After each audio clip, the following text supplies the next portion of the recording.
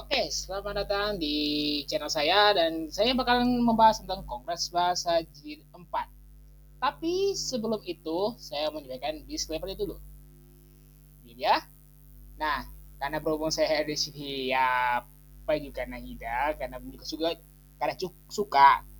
Jadi di situ di sini penggunaan Nahidanya hanya sebagai pemanis, bukan mengaburkan materi yang ada. Jadi tolong jangan salah paham ya. Oke, next.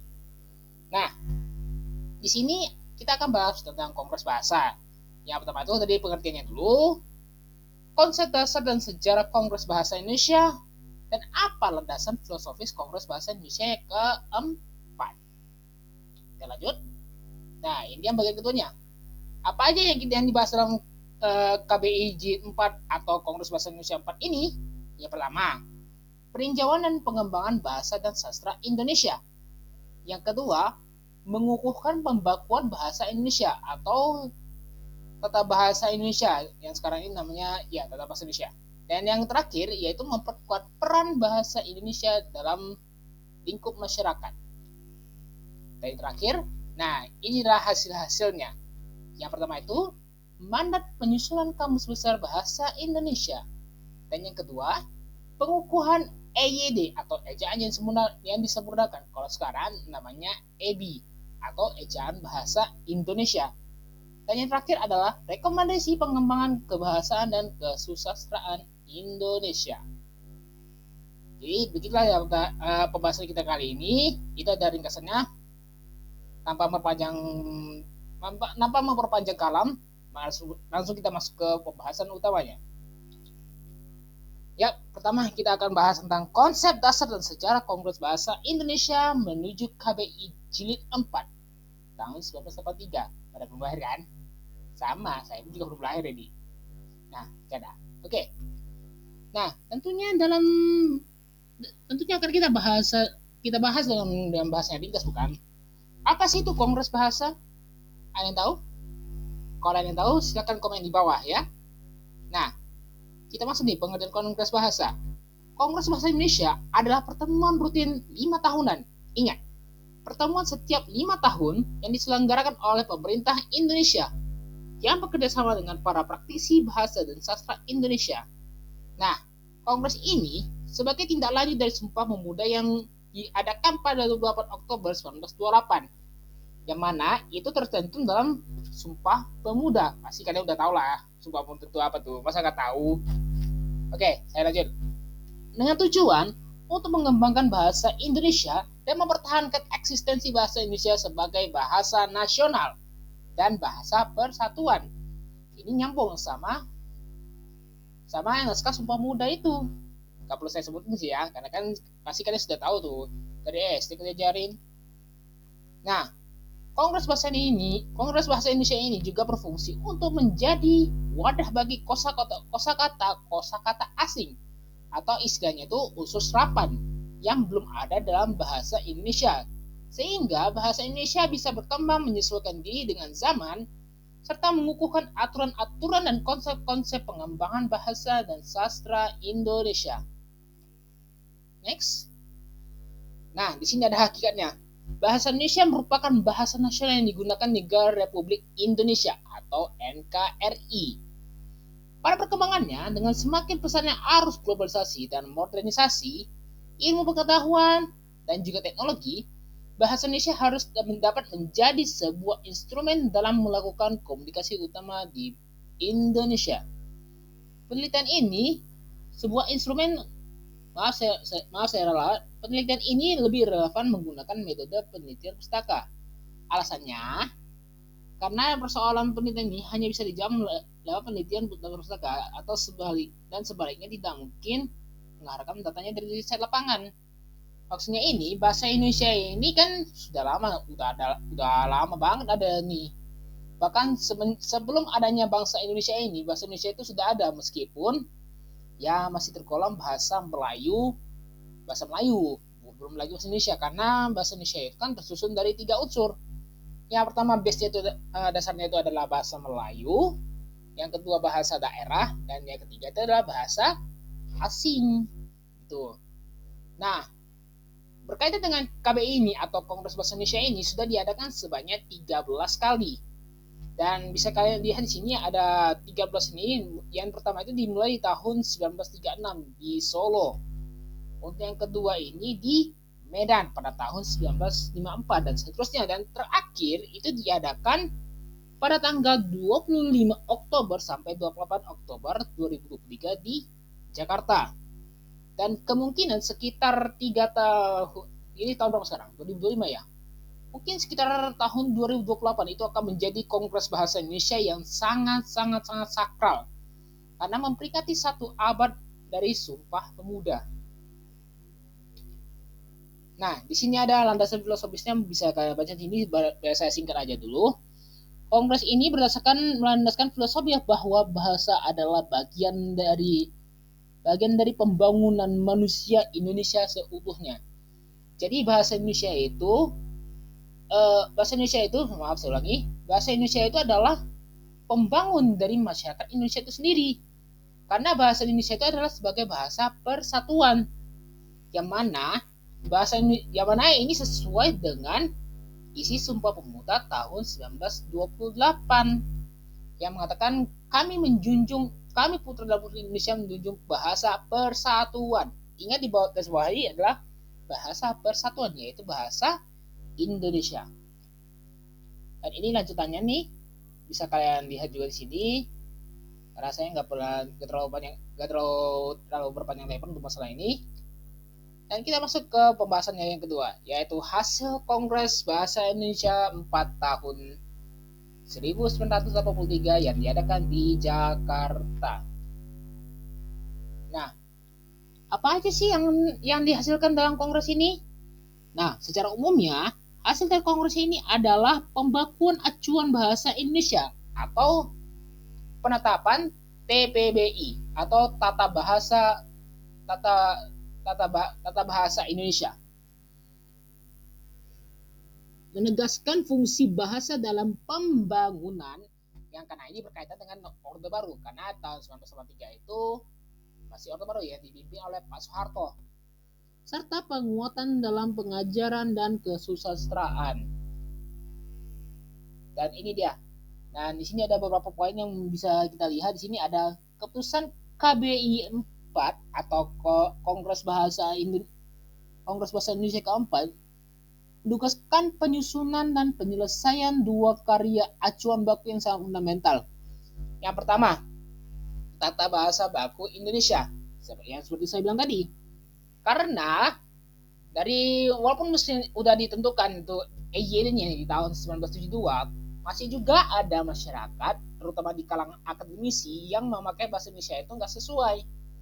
Jadi di dalam kongres ini ya ditetapkanlah tata bahasanya biar supaya penutur bahasa Indonesia itu punya acuan atau pegangan dalam berbahasa Indonesia. Jadi mereka nggak ngasal ngomong gitu aja, meskipun ya konteksnya bisa jadi informal ataupun formal. Nah, yang berikutnya ini adalah di sini ada penyusunan acuan baku ya, seperti saya bilang tadi, TBBI, Tata Bahasa Baku Indonesia. Ya, Tata Bahasa Baku Indonesia. Jadi di Kongres KBI 4 ini itu dia pertama menekankan adanya aturan yang jelas tentang tata bahasa Indonesia. Juga di sini ada pengembangan kosakata. Nah, pengembangan kosakata ini yang menjadi hal yang menarik buat saya dan mungkin buat kalian juga menarik juga tuh.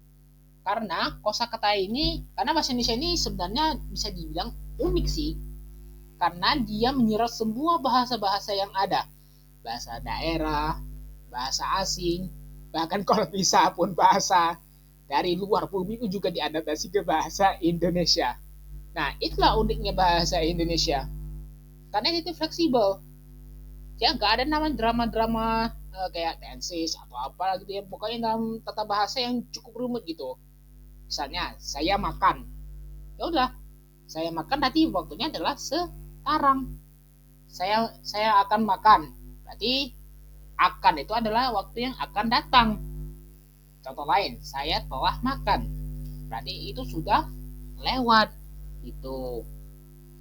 Ini kaitannya dengan pengembangan kosakata ini. Bahasa Indonesia ini sifatnya kayak spons itu. Dia nyerap semua bahasa-bahasa yang ada di seluruh dunia, bahkan di daerah-daerah sekalipun, yang kemudian disesuaikan dengan penutur dengan pengucapan orang Indonesia gitu. Yang berikutnya, di sini ada namanya penyerapan kata-kata asing. Nah, ini yang saya singgung sebelumnya. Penyerapan kosakata asing ini ya seperti itu, misalnya otomotif jadinya otomotif, apa lagi, science jadi science, maksudnya SCINCE jadinya science, SAINS. Nah, yang berikutnya adalah diseminasi pedoman. Maksudnya ini untuk biar bahasa Indonesia ini bisa dikenal dengan masyarakat dengan mengeluarkan namanya panduan umum ejaan yang disempurnakan atau PUEYD. Kalau sekarang namanya EBI. Nah, maksudnya di sini pedoman umum ini bertujuan biar agar masyarakat tahu bagaimana cara mengucapkan bahasa Indonesia yang baik dan benar, serta biar bahasa Indonesia ini bisa dijangkau oleh masyarakat luas tanpa ada batasan maupun halangan. Nah, di sini ada pengembang nih, ini yang berkaitan dengan yang suka sastra, ini bisa kita lihat di sini. Yang pertama ada peran di pendidikan. Pengajaran sastra Indonesia harus lebih ditekankan agar dapat membantu terlaksananya unsur humaniora dalam kurikulum di lembaga-lembaga pendidikan. Maksudnya kesusastraan ini ya ada perannya dalam dalam pendidikan. Ya lihat aja tuh kemampuan literasi kita kan bisa dibilang ya gitu sih, kurang banget saya bilang ya. Kalau saya sampaikan ini, literasi kita terutama dalam kesusastraan ini itu sangat rendah, bahkan kalau bisa dibilang ya jelek banget. Itulah peran dari KBI 4 ini yang untuk meningkatkan literasi kita ya, meskipun ya ini pun juga terus berlanjut sampai sekarang. Yang kedua, apresiasi sastra. Nah, apresiasi sastra ini yaitu pembinaan apresiasi sastra perlu dilaksanakan sedini mungkin, mulai dari tingkat prasekolah sampai ke perguruan tinggi dan lingkungan keluarga. Maksudnya apresiasi sastra ini adalah kita sebagai masyarakat Indonesia itu kan udah kental banget dengan budaya-budaya, bukan? Misalnya kayak misalnya pohon itu ada kisahnya, nanti tempat itu ada tempat larangannya. Nah, itu yang dinamakan folklore. Jadi kita nggak terlepas namanya dari kita nggak terlepas dari Indonesia, kita masyarakat Indonesia ini nggak terlepas dari namanya sastra. Dan yang terakhir itu adalah produksi karya. Nah, di zaman Orde Baru yang dulu itu ya produksi karya sastranya mungkin mulai sudah berkembang, hanya saja jumlahnya dibatasi dan juga tema yang diangkat dalam uh, dalam dalam karya sastra tersebut itu dibatasi. Jadi penulis ini nggak bisa sembarang gitu nulis karya sastra, misalnya nulis puisi nyindir tentang Mas Soeharto, palingan besok besoknya dikasih uang 10.000 di sini di kepala sama udah keletak gitu. Next. Nah, di sini ada kebijakan dan kelembagaan pendukungnya. Yang pertama itu peningkatan lembaga kebahasaan. Nah, di dalam Kongres Bahasa Indonesia keempat ini, Kongres meminta agar Pusat Pembinaan dan Pengembangan Bahasa atau PPBB, P3B, ditingkatkan kedudukannya menjadi lembaga non-departemen. Supaya apa? Supaya wibawa dan ruang geraknya dalam pembinaan dan pengembangan bahasa Indonesia itu lebih maju gitu. Maksudnya gini dia. Maksudnya P3BI ini ya bisa jalan sendiri gitu, nggak usah dibantu, nggak usah disokong-sokong oleh departemen-departemen lain. Jadi mereka itu bebas melakukan apapun yang demi mengembangkan bahasa Indonesia. Nah, yang kedua itu adalah keterampilan menulis ilmiah. Nah, ini yang sering jadi masalah ini. Ini yang sering jadi masalah nih. Kenapa?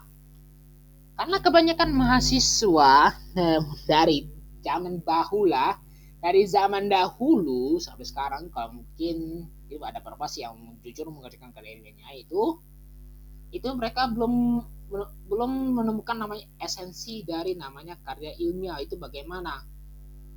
Ya kan karya ilmiah kan secara umumnya harus faktual dan bisa dipertanggungjawabkan. Jadi dengan adanya Kongres Bahasa Indonesia keempat ini, diharapkan semua mahasiswa ataupun akademisi itu bisa menulis karya ilmiah dengan baik dan akan disokong oleh pemerintah dengan adanya latihan-latihan dalam menulis karya ilmiah. Dan yang terakhir, media massa. Media massa di zaman Pak Soeharto atau Orde Baru itu juga berperan dalam pengembangan bahasa Indonesia karena media massa ini yang sering dikonsumsi oleh masyarakat umum, bukan hanya akademisi saja. Semua lini masyarakat mengkonsumsi yang namanya media massa. Jadi media massa ini juga sebagai pemimpin bahasa yang harus memberikan bahasa-bahasa yang baik kepada pendengarnya ataupun masyarakat itu sendiri. Tuh. Next, di sini ada namanya data kebahasaan. Nah, di sini di kongres ini juga ditetapkan dalam kongres ini mereka juga memerlukan data-data kebahasaan dari penduduk biar supaya mereka bisa mengecek nih ini kira-kira ini bahasanya udah pas apa belum ya. Jadi mereka tahu nih apa kelemahan dari wilayah ini, misalnya tataran sintaksisnya kurang, sematika kurang. Jadi pemerintah itu bisa memecahkan masalah-masalah kebahasaan yang ada di masyarakat gitu. Yang terakhir adalah kedwibahasaan atau dualisme bahasa. Pendidikan dalam suasana kedwibahasaan yang strategi bertujuan menjamin hak hidup bahasa dan kebudayaan daerah hendaknya mempunyai nilai positif. Maksudnya di sini, pendidikan yang memiliki dua bahasa, entah misalnya itu bahasa Inggris ataupun bahasa daerah, itu tujuannya biar bahasa-bahasa yang ada itu ya tetap hidup gitu. Dan juga diharapkan sekolah-sekolah ataupun instansi pendidikan yang memiliki sistem dui bahasa itu ada tujuan positifnya gitu. Oke, kita masuk ke kesimpulan dan penutup ya, karena ini waktunya sudah terlalu panjang ya, sudah hampir 20 menit saya ngoceh ya, mungkin karena kalian udah capek juga dengar saya ini ya. Canda. Kita akan simpulkan itu sebentar. Kita akan simpulkan dengan sesingkat-singkat mungkin tapi padat dan berisi. Nah, apa saja 3 poin utama dari pembahasan Kongres Bahasa keempat ini? Yang pertama, kodifikasi dan pembakuan mutlak bahasa yang meliputi penyusunan acuan baku, standarisasi keilmuan, dan penyelesaian masalah konsistensi penutur bahasa Indonesia. Itu yang pertama. Yang kedua, penegasan fungsi bahasa sebagai sarana pembangunan nasional. Jadi, bahasa Indonesia itu ibarat seperti semen itu, yang merekatkan antara satu bata dengan bata yang lain. Karena kan bata sama bata kan gak bisa satu, maka bahasa Indonesia ini hadir sebagai perekat. Karena kan dari bata dan bata ini dicampur dengan semen akan menghasilkan sebuah bangunan yang kokoh. Begitu juga dengan bahasa.